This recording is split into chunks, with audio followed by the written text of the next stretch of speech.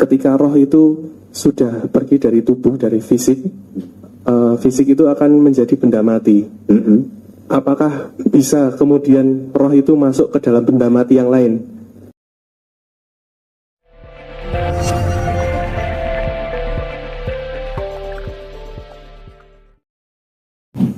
Malam Bante, tadi penjelasan yang di awal mengenai spirit, psikis, fisik, penjelasannya sangat luar biasa, tapi memang susah sekali Bante untuk ditelaah gitu. Nah, saya tadi menangkap sedikit dari Bante, ketika roh itu sudah pergi dari tubuh, dari fisik, fisik itu akan menjadi benda mati.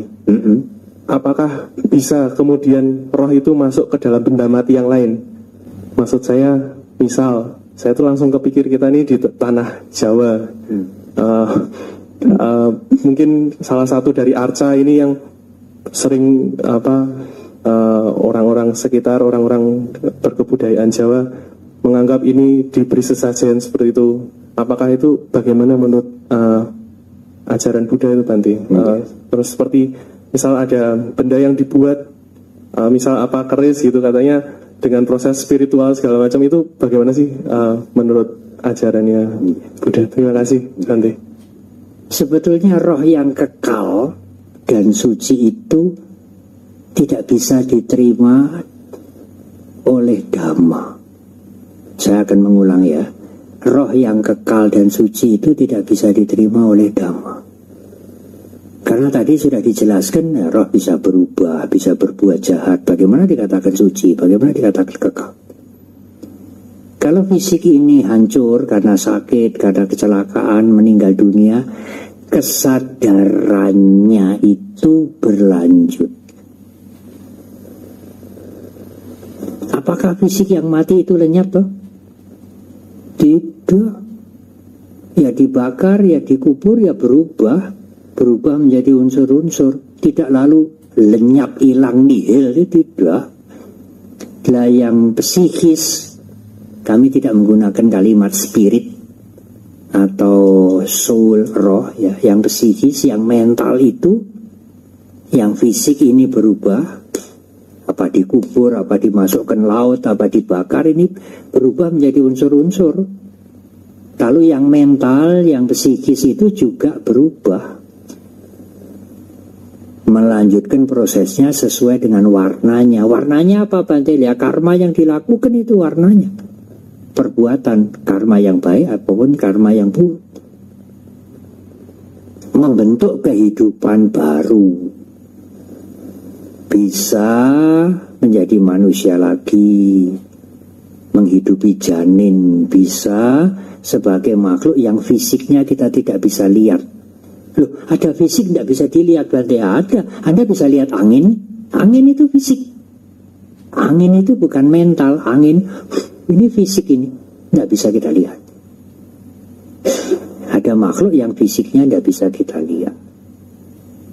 Lalu kesadaran itu lalu hidup, lahir kembali di mana kita tidak tahu. Sesuai dengan karmanya, sesuai dengan warna. Tidak harus sebagai manusia lagi, sebagai makhluk yang tidak tampak. Menurut pandangan Dhamma, kosmologi Buddhis, makhluk halus itu ya ada fisiknya. Enggak hanya kesadaran tok.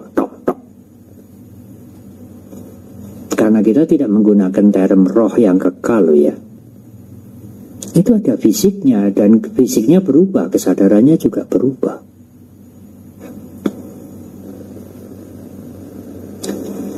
Apalagi patung, benda-benda diberi sesajen. Ya beda dengan kalau letakkan bunga di depan arca Buddha dan lain-lain, ada bunga. Itu bukan rohnya Sang Buddha datang ya, bukan. Itu cara menghormat. Kalau Anda melihat tamu negara datang ke India itu, kalau di sini karena ada anak kecil, pria, wanita, Yang pria bawa kalung bunga, kepala negara tamu dikalungi, yang wanita, anak kecil wanita kasih hand bouquet. Di India tidak begitu. Pria wanita bawa nampan. Di nampannya itu ada bunga, ada pelita yang menyala, ada dupa. Ada bahasa Jawa ada ratus, ada dupa. Lalu nanti kepala negara yang datang itu dua anak kecil, pria wanita itu di depan tamu negara itu, nampaknya ini diputar begini, diukupi dupa. Lalu setelah diputar di depan kepala negara itu, mereka berdua menyingkir, tamu negaranya masuk. Nah, meletakkan bunga, meletakkan pelita, diatur dengan bagus, bau dupa yang harum di depan arca Buddha itu seperti menghormat cara India, cara Asia. Ya, fungsi arca Buddha itu persis sama dengan bendera merah putih. Itu kalau bendera itu naik, ngambilnya saja dari Monas pakai upacara besar, dikawal dengan pasukan lengkap, dibawa ke IKN saja sana. Apa ada rohnya itu di kainnya itu? Ya, kagak ada. Tapi kain merah putih yang bentuknya seperti itu membawa nilai kebangsaan, nilai perjuangan para pahlawan kita, nilai persatuan, kesatuan, nilai bangsa ini, nilai segala macam, kehormatan bangsa ini. Kain, semua menghormat termasuk kepala negara. Kalau kain itu lalu ditaruh di lantai, diinjak-injak untuk ngepel, orang-orang marah. Kecuali dipisahkan dulu, pisahkan merah sana, putih sana, nah sudah tidak mewakili nilai. Begitulah fungsi Buddha Rupang, arca Buddha, percis mewakili nilai kesucian, kasih sayang, apalagi kebijaksanaan, seorang guru, seorang biku pakai pakaian sederhana. Tetapi saudara pernah lihat jalangkung tidak?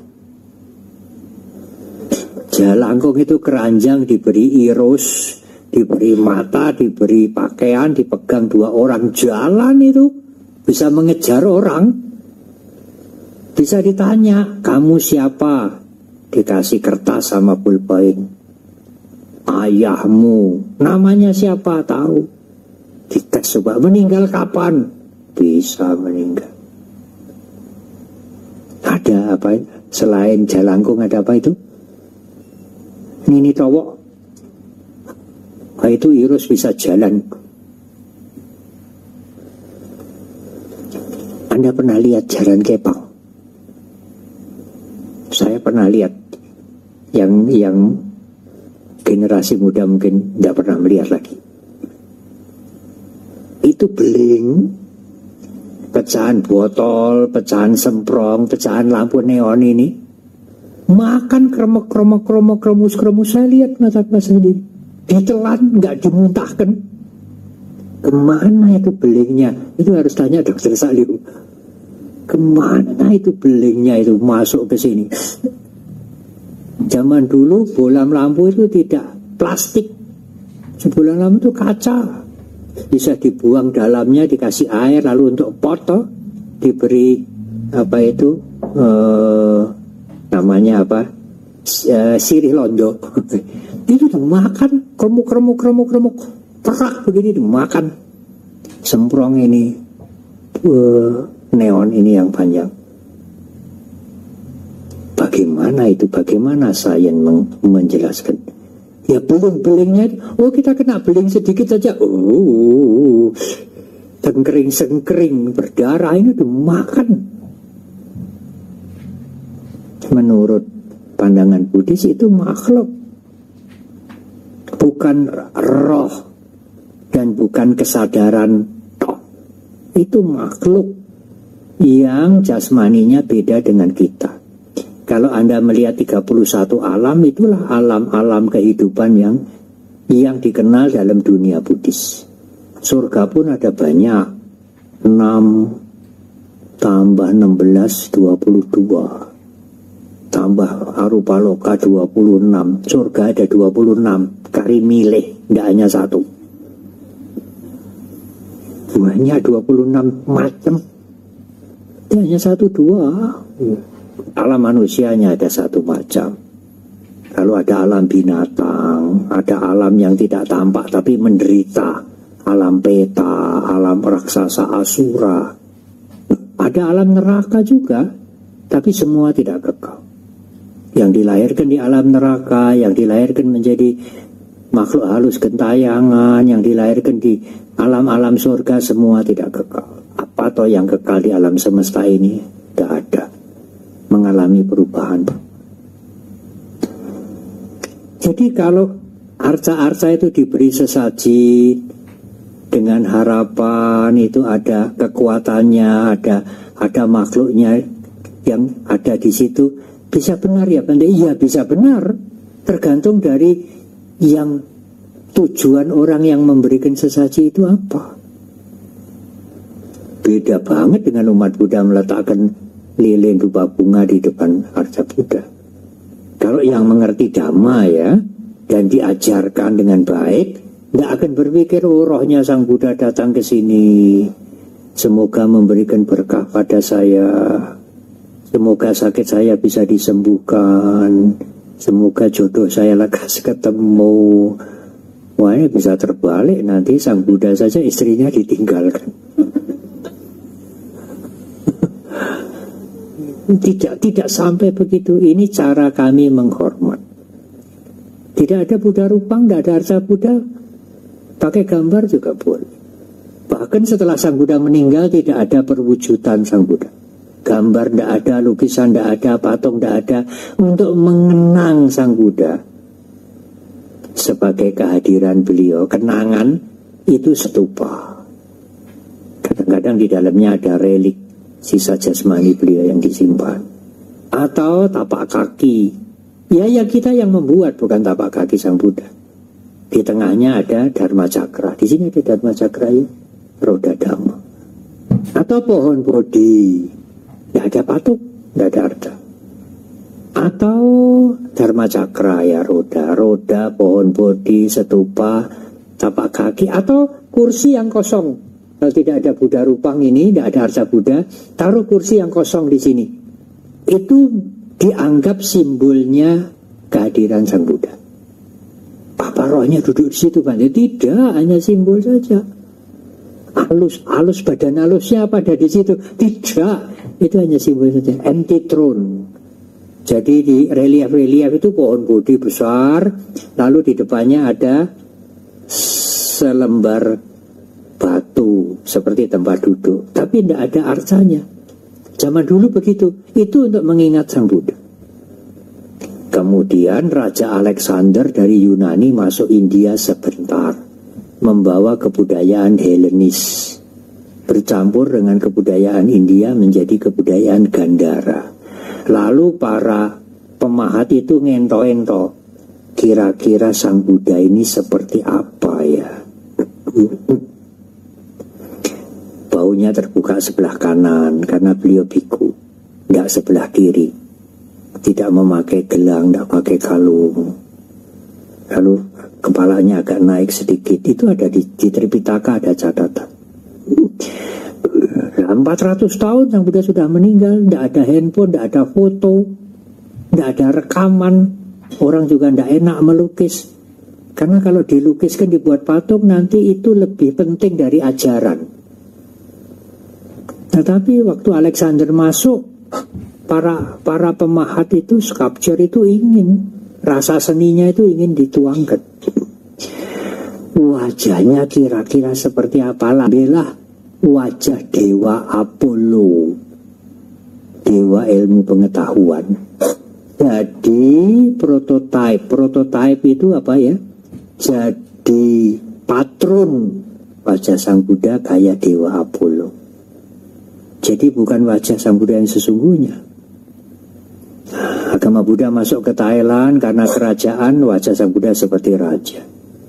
Tapi masuk ke Indonesia ya manusia sempurna seperti patung Buddha di Borobudur itu. citranya orang di Jawa dulu, orang sempurna seperti yang Anda lihat Buddha Rupang di Borobudur. Agama Buddha masuk ke Jepang, orang Jepang lain lagi. Manusia sempurna itu ini harus ini, pipinya ini harus penuh, nggak bisa krempeng. Lalu agama Buddha sekarang juga dikenal di Eropa, di Amerika. Nah, seniman-seniman Western, Barat itu juga ingin membuat arca Buddha. Lah, wajah sang Buddha lonjong begitu. Beda banget dengan arca Buddha di Borobudur. Hidungnya mancung sekali. Oleh karena itu arca Buddha itu lebih mewakili nilai, bukan jasmaninya Buddha Gautama. Bendera merah putih itu bukan semata-mata kain, tetapi itu mewakili nilai yang nilainya banyak sekali, yang dibawa oleh bendera merah putih itu. Nah, itulah fungsi patung, fungsi bunga dan lain-lain di altar yang amat berbeda dengan arca-arca yang lain. Bagaimana arca-arca yang lain? Terserah, tergantung yang memuja. Kalau yang memuja berpikiran ini ada rohnya, ada makhluknya, harus disediakan lengkap kopi apa yang paling enak ya, apalagi ya gudeg komplit apa saya. Tetapi orang Tionghoa lain lagi, orang Tionghoa harus ada apel yang bulat-bulat, ada jeruk. Kalau samsing ya, ada babi ya, dari laut itu bandeng, yang terbang itu ayam dan lain-lain. Yang tergantung dari yang memuja. Tetapi pada umat Buddha pun saya mendengar di negara-negara Buddhis seperti di Thailand, kadang-kadang mereka mengeramatkan arca Buddha. Ya ada, siapa yang melarang? Kita tidak tahu orang baca parita, orang sembahyang niatnya apa. Itu agama rakyat.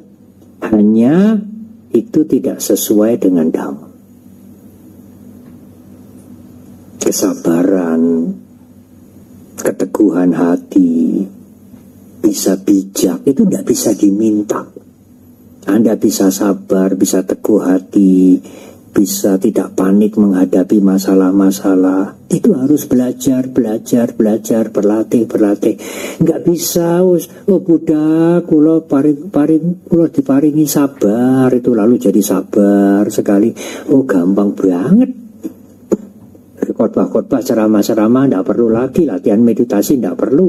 Nyuwun sabar ya, kalau nyuwun sabar Buddha, kalau nyuwun sabar ya, sabar lek memohon tapi tidak mungkin akan sabar kalau tidak berlatih. Jadi agama Buddha mengakui ada makhluk halus, mengakui itu makhluk, bukan kesadaran punya fisik yang berbeda. Dan makhluk halus itu bisa tinggi tingkatannya, bisa rendah. Kayak manusia saja lah.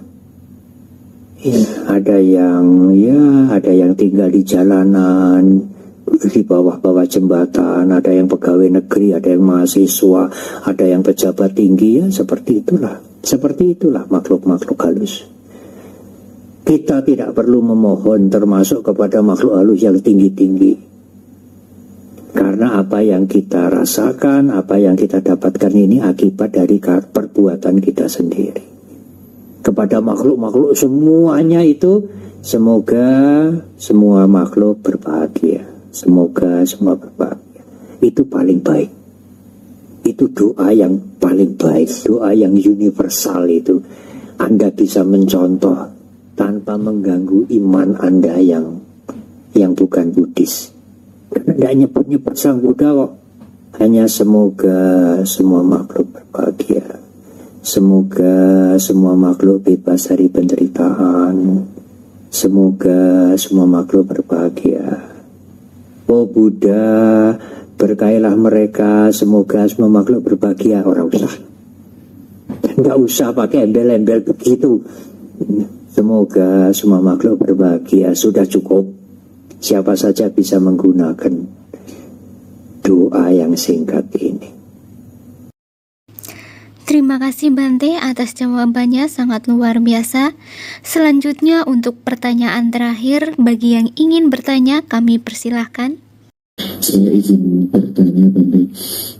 Tadi pada uraian yang disampaikan oleh Bante terdapat kalimat, yaitu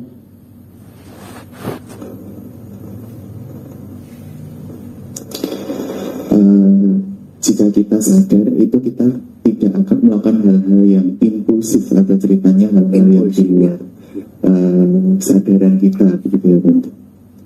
Namun terkadang pada kehidupan kita di lapangan itu terkadang terdapat statement gitu, misalnya sudah kita nekat saja, kalau tidak nekat itu malah terkadang nggak jalan gitu, terlalu banyak dipikir, terlalu banyak pertimbangan, sudah nekat saja jalan, seperti itu. Nah, ini kan semacam seperti pemikiran impulsif gitu ya Bante. Tapi ini kan juga ada suatu kesempatan yang harus diambil seperti itu. Nah, mungkin kalau dari Bante ini bagaimana cara mengambil jalan tengah dari kehidupan yang ceritanya seperti itu dan yang baik itu seperti apa? Terima kasih. Terima kasih. Memang tekad dengan nekat itu bedanya tipis. Yang satu dimulai dengan T, yang satu dimulai dengan N. Tekad itu baik, kalau nekat itu aduh. Dulu pernah ada istilah bonek loh ya. Itu nekat ya. Begini Mas, kalau ada sati yang menyadari, menengarai, bahasa Jawa, yang mengonangi niat kita, rencana kita, kita tahu, sadar, sengaja, ya tahu, sengaja tahu, ya, maka pertimbangan yang sehat sambajanya itu akan muncul. Itu otomatis, tidak bisa dipotong. Seperti sekeping mata uang, muka ini dengan muka ini lain, tapi berada dalam satu kepingan. Itu bukan pertimbangan yang nyelekuti, yang jelimet, yang penuh dengan perhitungan untung rugi, mampu tidak mampu. Sampajanya itu muncul spontan. Nah, munculnya itu sesuai dengan kadar kesadaran kita. Kalau kesadarannya lemah ya sedikit sekali, sampajanya ya munculnya memberikan pertimbangan yang jernih itu sedikit. Tapi kalau kesadarannya itu kuat, sampajanya itu akan muncul. Nah sekarang Bante, seandainya seseorang itu tidak punya kesadaran yang kuat, tapi dia kan harus mengambil keputusan, iya. Kalau Anda ingin mengambil keputusan dengan cukup hati-hati, tidak sembrono, nekat tetapi rasional, ya biasanya rasional tidak nekat ya. Kalau nekat itu irasional. Ada 4 hal, tetapi saya ambil 3 saja karena yang satu terlalu sulit. Yang pertama, punyailah niat baik. Rencana, cita-cita atau planning itu bukan menyusahkan makhluk lain. Kalau di Buddhis tidak hanya manusia, sesama manusia, tapi makhluk lain. Tidak disusahkan, tidak dihancurkan, tidak diganggu, ya. Punya niat yang baik dan juga berguna. Ini kriteria yang pertama. Kriteria yang kedua itu tadi, sesuai dengan kemampuan saya. Ya,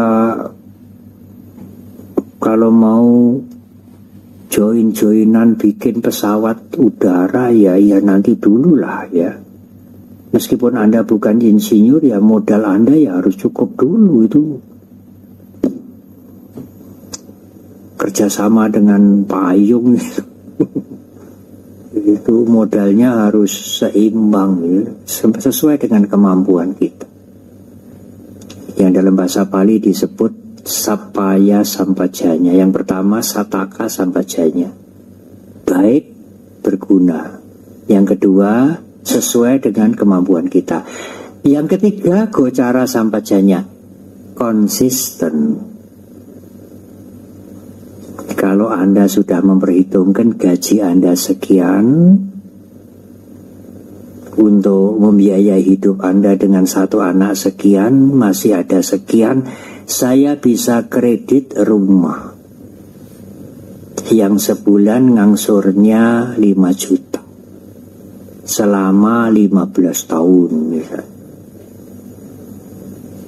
Tapi kalau Anda kredit rumah ya iya, kredit Alphard ya iya, kredit apalagi, kredit laptop ya iya, ada 5 kredit. Ya baik semua, bukan jahat, bukan mencuri, bukan ngerampok.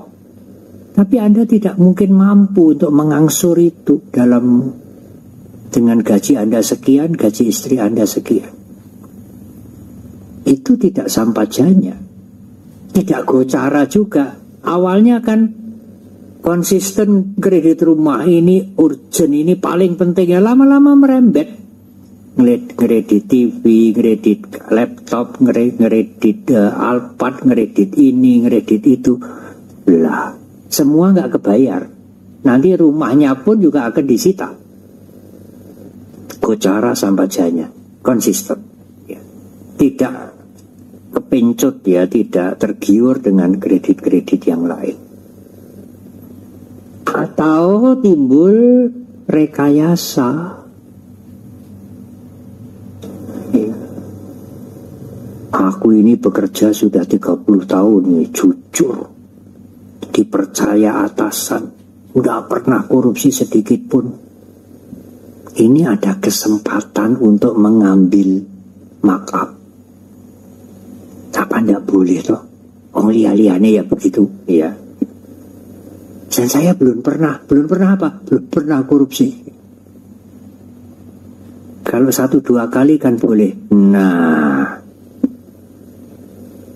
nanti akhirnya di KPK. Kalau sudah di KPK, keluarganya hancur, anaknya malu, keluarganya hancur semua. Selain kalau putranya ibu ini di KPK, tapi pejabat tinggi. Begitulah. Ya seperti misalnya tetangga pulang membawa mobil. Istrinya bilang, Pak, kapan kita ini dibelikan mobil kecil-kecilan? Tetangga kita itu kerjanya hanya begitu, bisa beli mobil yang bagus. Lalu sang suami pikir, ya kasihan istri saya, tetangga itu punya mobil bagus. Ya saya paling belikan istri saya mobil-mobilan. Iya nanti saya tak mikir. Apa yang dipikir? Bagaimana mencari kelebihan dari kantor karena sayangnya pada istrinya. Nah itulah kalau tidak sapaya sampajanya, kalau di luar kemampuan kita.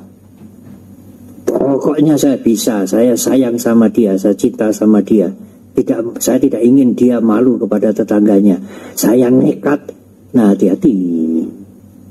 Nekat ini bisa berujung penjara, bisa berujung nama jelek. Kita tidak usah tiru-tiru yang lain lah. Kita punya standar sendiri, kita punya pandangan sendiri. Karena pandangan publik belum tentu benar. Di Buddhis kan ada 3 hal ya. Atadi pateya, pandanganku sendiri bisa benar, bisa tidak benar. Apalagi kalau keluar pada saat emosi. Yang kedua lokadi pateya, pandangan loka, pandangan publik umumnya piye toh? Umumnya orang banyak bagaimana? ya umumnya ini bisa baik, bisa tidak baik. Ya, Sang Buddha menganjurkan Dhamma Dipateya. Ambillah referensi pada Dhamma. Karena pemikiran kita kadang-kadang disusupi oleh keserakahan, kemarahan, kebencian, kejengkelan, iri hati. Tapi ada standar Dhamma yang diajarkan oleh Guru Agung yang sudah bersih dari kotoran batin. Cobalah kita lihat standar kita. Dengan tidak usah harus mengikuti pandangan publik. Lokadipatya bisa benar, bisa tidak benar. 4 membawa sial itu bagaimana? Itu pandangan publik. Lah itu bisa menyulitkan kita sendiri kalau tidak menyulitkan orang lain, ya. Ya, demikian juga pandangan kita bisa benar suatu saat, atau sering bisa benar, tapi suatu saat bisa tidak benar. Itulah perlunya kita belajar agama, belajar dhamma, mengerti moral, memperluas wawasan, semuanya kan untuk itu. Terima kasih. Mungkin jawaban ini tidak memuaskan, tetapi untuk sementara. Syukur, ya, kata kuncinya syukur. Banyak orang melatih kesadaran. Syukur banyak orang menggunakan awareness-nya. Awareness itu sangat berguna untuk membuat mental kita menjadi tenang. Sering saya sampaikan bahwa satu kalimat lagi, mengambil keputusan apapun, rencana, cita-cita, keputusan itu harus punya pertimbangan yang cukup, masukan yang cukup, mungkin tidak hanya dari kita, dari teman-teman kita, supaya keputusan ini benar-benar bijak, baik, benar, saudara. Tetapi selain masukan yang cukup, pandangan-pandangan yang cukup, ada satu faktor yang tidak boleh dilupakan. Ketenangan. Kalau orang lagi panik, dikuasai kebencian, dendam, kemarahan, mengambil keputusan, keputusannya bisa berbahaya. Punyailah ketenangan. Kalau Anda punya ketenangan, keputusan Anda akan menjadi keputusan yang bijak. Masukan iya, pertimbangan iya, wawasan iya, referensi yang lengkap iya. Tetapi jiwa yang tenang, batin yang tenang perlu. Dalam emosi yang bergejolak, yang dibakar oleh kebencian, kemarahan, hati-hati, jangan mengambil keputusan. Itu bisa berbahaya. Demikian tadi tanya jawab dengan narasumber yang mulia Bante Sri Panyawaro Mahatera. Semoga dengan tanya jawab ini bisa menambah pengetahuan kita. Dan terima kasih sudah mendengarkan alunan kebajikan. Semoga bermanfaat dan semoga Anda berbahagia.